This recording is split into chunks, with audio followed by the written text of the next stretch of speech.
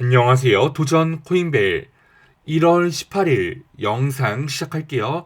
지금 시간은 오전 9시 23분이고요.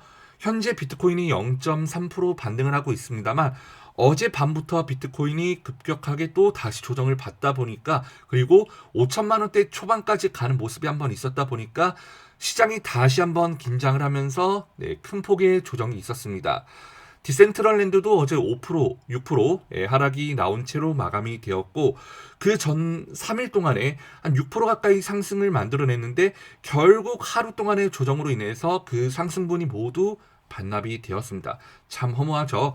자, 그리고 지난 영상에서 제가 저의 생각을 말씀드렸을 때 지금 단기적으로 21선이 저항선이다 라고 말씀을 드렸었는데 맞습니다. 이번 역시도 21선을 두드렸는데 어제 결국 조정으로 인해서 또 다시 바로 떨어져 버렸죠. 자, 지금 일봉상으로 21선을 계속해서 저항을 두드리고 있는데 결국 뚫지 못하고 있고 계속해서 결국 낮아지고 있어요. 21선이 아무래도 아래로 향하고 있다 보니까 점점 저항대가 낮아지면서 가격대가 쭉 빠지고 있기 때문에 이게 결코 좋은 게 아닙니다.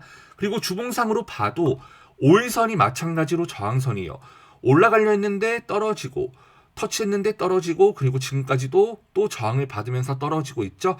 일봉상으로는 21선이 저항선 그리고 주봉상으로는 5일선이 저항선으로 보입니다. 일정 차트적인 흐름이 좀 회복이 되려 한다라고 했을 때는 일봉상으로 21선, 주봉상으로는 5일선 위로 올라와야 요 가격대 위로 올라와야 그래도 일정 차트가 좀 안정적으로 흘러가지 않을까라는 생각이 듭니다. 하지만 제가 이렇게 말씀을 드리는 거는 그리고 이렇게 저의 생각을 말하는 거는 자 단기적인 흐름으로 말씀을 드리는 겁니다. 장기적으로는 디센트럴랜드가 좋은 코인이 될 거라는 거 모두 알아요. 자, 세계 최대 암호화폐 자산 운용사인 그레이스케일이 이 디센트럴랜드의 보유 비중을 왜 높이고 있겠어요? 그만큼 가치가 있고 좋은 코인이다라고 생각을 하기 때문에 당연히 보유 비중을 늘려가고 물량을 홀딩하고 가는 거겠죠.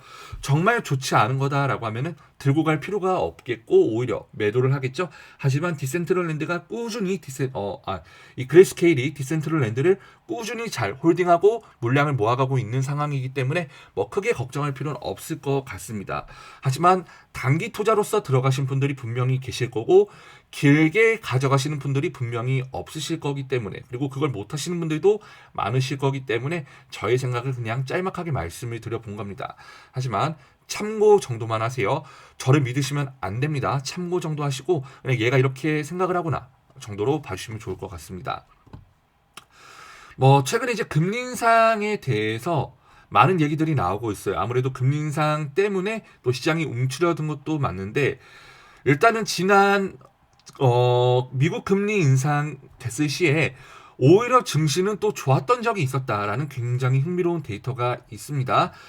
자, 미 경제 매체 마켓워치는 다우존스의 시장 데이터를 인용해 지난 5차례에 걸친 연준의 금리 인상기 요 시기 동안에 나스닥 지수의 평가 수익률은 무려 102.7%를 기록했다라고 했고요. 해당 기간 동안의 S&P 500은 62.9%, 다우존스는 54.9%의 평균 수익률을 보여주면서 평균 한 70% 이상의 수익률을 보였다라고 볼 수가 있겠죠.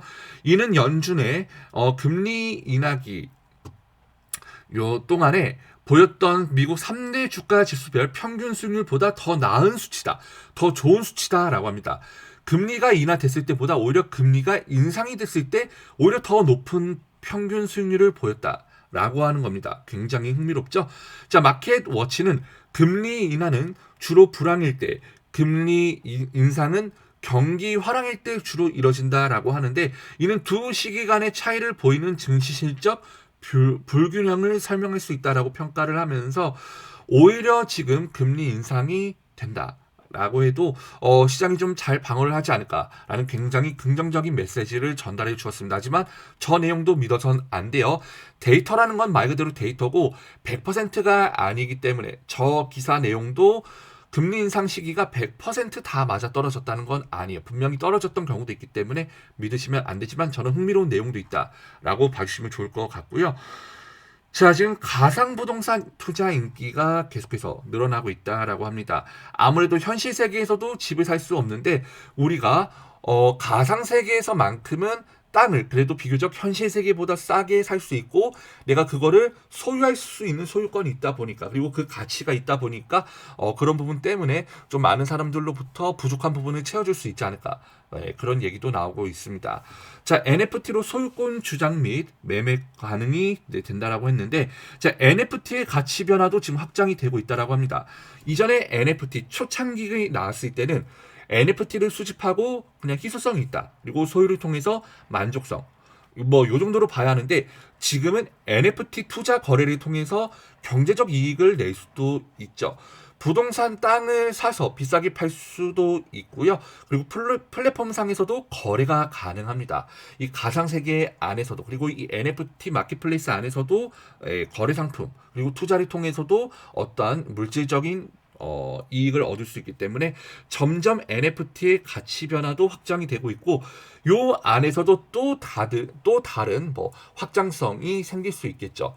그러니까 어쨌든 굉장히 좋은 전망을 가지고 있는 건 확실합니다. 그리고 NFT 사업도 굉장히 뭐 좋을 수밖에 없는데 자 하지만 가치의 안전성이 또 불확실성으로 바뀔 수도 있기 때문에 투자주의도 해야 하고요. 그리고 지금 이 NFT 관련해 갖고 어떤 규제나 법적인 부분들이 나오지 않았기 때문에 이런 제도도 갖춰지지 않은 상황에서 좀 불안한 감이 있다. 그래서 이 안에서도 NFT도 굉장히 많죠. 이 NFT 테마 안에서도 옥석이 가려지지 않을까라는 그런 전망도 보이고 있는데 뭐 모두 틀린 말은 아닙니다. 자 그리고 해외 어스투라는 이 호주의 가상부동산 플랫폼 어스투의 한국 이용자 자산 총액도 미국에 이어서 무려 두 번째로 많다라고 했고요. 자, 디센트럴랜드에서도 가상부동산 투자 활동이 지금 활발하게 일어나고 있다라고 합니다. 그만큼 디센트럴랜드가 굉장히 유망한 코인이고 그렇게 될 가능성이 크다라고 볼 수가 있겠지만 그래도 이런 위험성을 항상 따르고 있기 때문에 이런 부분에 대해서도 조심을 하고 볼 필요가 있겠죠. 자, 어쨌든 뭐 오늘 전반적으로 좀 여러 얘기를 제가 해봤는데 차트적으로 봤을 때 그리고 단기적인 흐름으로 봤을 때 일봉상 21선, 주봉상으로는 5일선이 중요해 보인다. 하지만 요거는 단기 투자로서 봤을 때 그리고 지금 현재 흐름으로 봤을 때 뭐 일정 자리가 중요하다라고 볼 수 있는 거고 중장기적으로 봤을 때는 좋은 부분들이 많으나 하지만 리스크가 따를 수 있는 부분이 있다라고 봐주시면 좋을 것 같아요. 그리고 금리 인상에 대해서도 우리가 많이 걱정을 하고 있는데 이 금리 인상이 된다라고 해갖고 무조건적으로 시장이 하락이 나온다라는 건 아니기 때문에 이 부분도 같이 잘 보시면 좋을 것 같습니다. 자, 그러면 오늘 영상 여기서 마무리할게요. 감사합니다.